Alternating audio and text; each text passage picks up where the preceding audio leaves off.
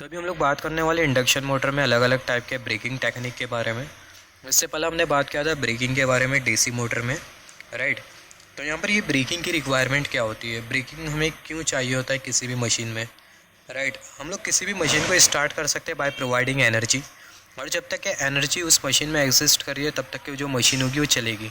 और जैसे एनर्जी का मैग्नीट्यूड ज़ीरो हो जाएगा तो जो मशीन होगी वो अपने आप क्या हो जाएंगी, बंद हो जाएंगी। तो यहाँ पर जो मशीन है वो अपने आप बंद हो रही है, मगर यहाँ पर हमें जो मशीन है उसे रिक्वायरमेंट के हिसाब से बंद करना होता है, राइट। अपने अकॉर्डिंगली हमें मशीन को बंद करना होता है, राइट। तो अपने अकॉर्डिंगली मशीन को बंद करने के लिए जो ब्रेकिंग है वो बहुत इंपॉर्टेंट है। ब्रेकिंग है क्या प्रोसेस है जिसमें हम लोग करते क्या है, जो मशीन की जो स्पीड होती है उसको हम लोग रिड्यूस कर रहे होते हैं, अपने अकॉर्डिंगली बंद करना होता है। जैसे फॉर एग्जांपल आप चला रहे हो कार और सामने कोई आ जाता है तो आप क्या करोगे, आप अपने अकॉर्डिंगली ब्रेक लगाओगे, जिसकी वजह से होगा कि आपकी जो कार है वो रुक जाएंगी।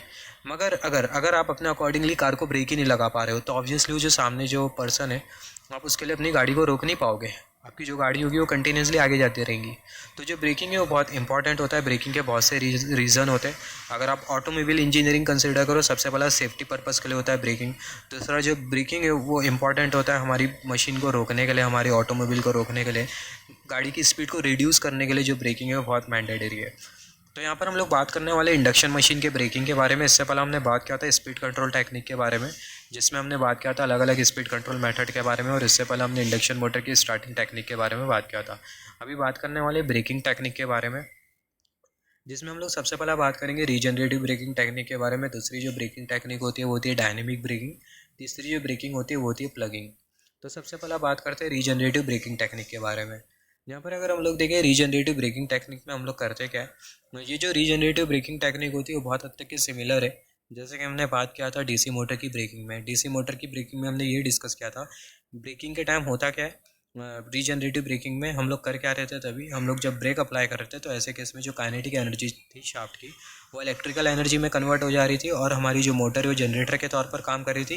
कंडीशन ये थी कि जो ईएमएफ है वो ज़्यादा होना चाहिए वीटी के कंपैरिजन में।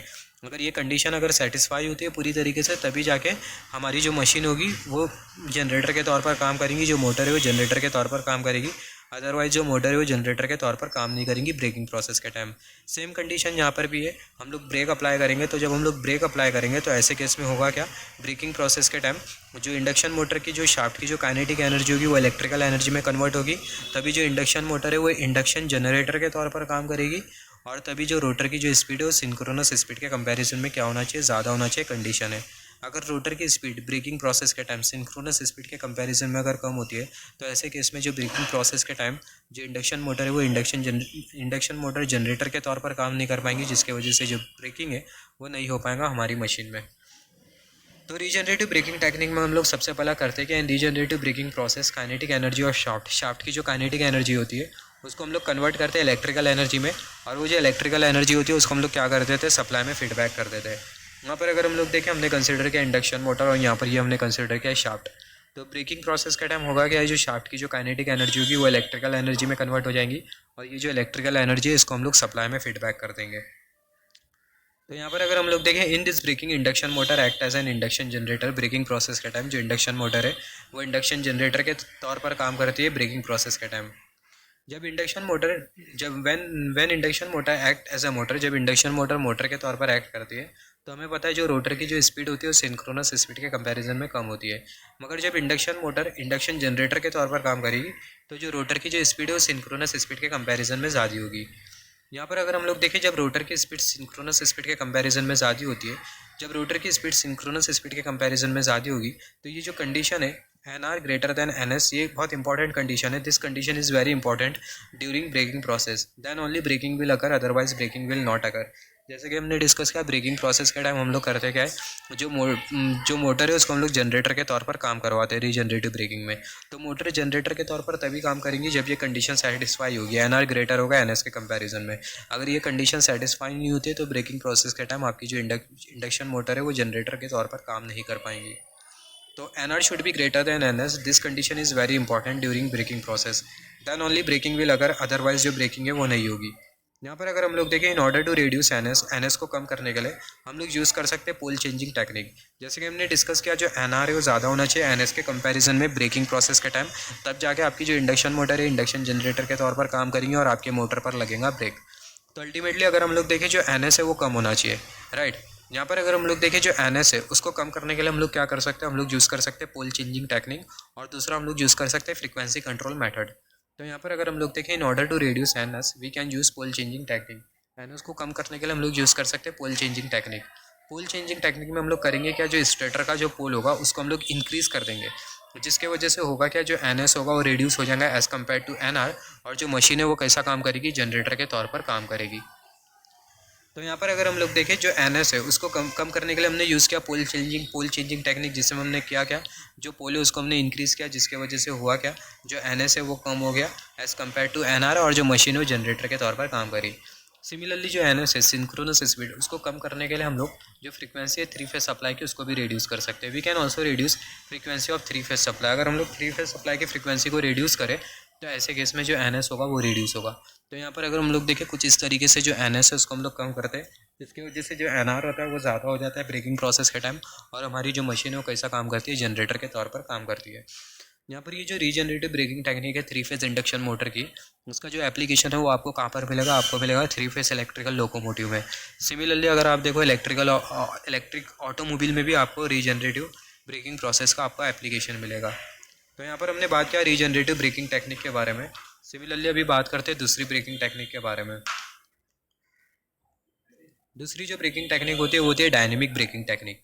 डायनेमिक ब्रेकिंग टेक्निक में हम लोग करते हैं क्या है, जो 3 फेज एसी सप्लाई होती है स्टेटर से उसको हम लोग हटा देते हैं, और जो स्टेटर है उसके साथ हम लोग लगा देते हैं DC supply. Stator is excited by DC supply. और यहाँ पर अगर हम लोग देखें डीसी सप्लाई की वजह से होता क्या है, मैग्नेटिक फील्ड प्रोड्यूस होती है, और ये जो मैग्नेटिक फील्ड होती है जो कि डीसी सप्लाई की वजह से प्रोड्यूस होती है, ये कैसी मैग्नेटिक फील्ड होती है, स्टेशनरी मैग्नेटिक फील्ड होती है। हमें पता है डीसी सप्लाई की वजह से जो मैग्नेटिक फील्ड होगी वो कांस्टेंट होगी। तो ये डीसी सप्लाई की वजह से मैग्नेटिक फील्ड जो प्रोड्यूस होगी स्टेटर से वो स्टेशनरी होगी, और जो स्लीप होगी वो कैसी होगी, वो नेगेटिव होगी। स्लीप नेगेटिव होने की वजह से होगा क्या, जो टॉर्क है वो कैसा रहेगा, नेगेटिव रहेगा। जो टॉर्क है वो कैसा रहेगा, नेगेटिव रहेगा। टॉर्क नेगेटिव रहने की वजह से होगा क्या है, जो नेगेटिव टॉर्क है क्या करेगा, मोटर के रोटेशन को अपोज करेगा, और मोटर के रोटेशन को अपोज करने की वजह से होगा क्या, जो मोटर है उस पर लगेगा ब्रेक, और जो मोटर है वो हमारी मोटर की जो स्पीड है वो कम होना चालू हो जाएंगी। तो यहाँ पर हमने बात किया डायनेमिक ब्रेकिंग टेक्निक के बारे में। तीसरी जो ब्रेकिंग टेक्निक होती है वो होती है प्लगिंग टेक्निक। यहाँ पर डायनेमिक ब्रेकिंग टेक्निक से हमने क्या समझा, हम लोग लगा देते हैं स्टेटर के साथ डीसी सप्लाई, जिसकी वजह से होता क्या है, जो स्लीप है वो डीसी सप्लाई की वजह से स्टेटर प्रोड्यूस करता है कांस्टेंट मैग्नेटिक फील्ड, जिसकी वजह से जो स्लीप है वो नेगेटिव रहती है, टॉर्क नेगेटिव रहता है। और ये जो नेगेटिव टॉर्क होता है मोटर के रोटेशन को अपोज करता है, और मोटर के रोटेशन को अपोज करने की वजह से होता क्या है, मोटर का जो रोटेशन है वो डिक्रीज करने लगता है और मोटर पे लगने लगता है ब्रेक। तीसरा जो मेथड है ब्रेकिंग टेक्निक का तीसरा जो पार्ट है वो है प्लगिंग टेक्निक। प्लगिंग टेक्निक में हम लोग करते हैं क्या है, सिंपल सी टेक्निक है। ये टेक्निक में जो फेस का जो सीक्वेंस होता है उसको हम लोग चेंज कर देते हैं। यहाँ पर अगर हम लोग देखें in this technique we reverse the phase sequence of 3 phase supply. ये टेक्निक में हम लोग करते क्या है, जो 3 फेज सप्लाई उसका फेस सीक्वेंस हम लोग रिवर्स कर देते हैं, और वो जो 3 फेज सप्लाई होती है वो स्टेटर वाइंडिंग के साथ कनेक्टेड होती है। जैसे फॉर एग्जाम्पल अगर हम लोग देखें, यहाँ पर हमने कंसिडर किया ये स्टेटर, और यहाँ पर ये हमने कंसिडर किया ये रोटर। जो स्टेटर है उसके साथ हमने 3 फेज सप्लाई लगाया RYB। यहाँ पर अभी अगर हम लोग देखें ये RYB फेज सीक्वेंस है। तो यहाँ पर अगर हम लोग देखें रोटेटिंग मैग्नेटिक फील्ड जो जनरेट हो रही है, मान लेते हो क्लॉकवाइज डायरेक्शन में जनरेट हो रही है, और यहाँ पर ये जो रोटर है वो भी कौन से डायरेक्शन में रोटेट करेगा, क्लॉकवाइज डायरेक्शन में। Rotor rotating in clockwise direction. यहाँ पर अभी अगर हम लोग देखें, जब हम लोग ब्रेकिंग अप्लाई करेंगे तो हम लोग करेंगे क्या, वो जो फेस सीक्वेंस है इसको हम लोग चेंज कर देंगे। फेस का सीक्वेंस है RYB, तो ब्रेकिंग प्रोसेस के टाइम हम लोग फेस सीक्वेंस चेंज कर देंगे RBY, राइट। तो जब हम लोग फेस सीक्वेंस चेंज करेंगे तो बेसिकली होगा क्या, जो रोटेटिंग मैग्नेटिक फील्ड का जो डायरेक्शन है वो अपोजिट हो जाएगा। रोटेटिंग मैग्नेटिक फील्ड का डायरेक्शन अपोजिट होने की वजह से होगा क्या, यहाँ पर ये जो रोटर है इस पर अपोजिट डायरेक्शन पर टॉर्क लगने लगेगा, और जो रोटर की जो स्पीड है वो कम होने लगेंगी, और जो मोटर है उस पर लगने लगेगा ब्रेक। तो in this technique we reverse the phase sequence of 3 phase supply. ये टेक्निक में जो 3 फेज सप्लाई का जो फेज सीक्वेंस है उसको हम लोग रिवर्स कर देते हैं, और ये जो 3 फेज सप्लाई होती है वो स्टेटर वाइंडिंग के साथ कनेक्टेड होती है। By changing the phase sequence the direction of rotation of rotating magnetic field changes. यहाँ पर अगर हम लोग देखें फेज सीक्वेंस चेंज करने पर जो रोटेटिंग मैग्नेटिक फील्ड का जो डायरेक्शन होता है वो चेंज हो जाता है, जिसकी वजह से होता है क्या है, जो टॉर्क होता है due to which a torque will appear in the reverse direction, जिसकी वजह से रोटेटिंग मैग्नेटिक फील्ड का डायरेक्शन चेंज होने की वजह से होगा क्या, टॉर्क एक्ट करने लगेगा रिवर्स डायरेक्शन में, टॉर्क अपीयर करने लगेगा अपोजिट डायरेक्शन में, और ये जो टॉर्क होगा वो नॉर्मल टॉर्क के अपोजिट डायरेक्शन में होगा। और ये जो टॉर्क होता है इसको हम लोग बेसिकली बोलते हैं प्लगिंग टॉर्क। और जैसे जैसे प्लगिंग टॉर्क का मैग्नीट्यूड इंक्रीज़ करते जाएगा तो जो मोटर पर जो टॉर्क जो है नॉर्मल टॉर्क वो डिक्रीज़ करते जाएगा।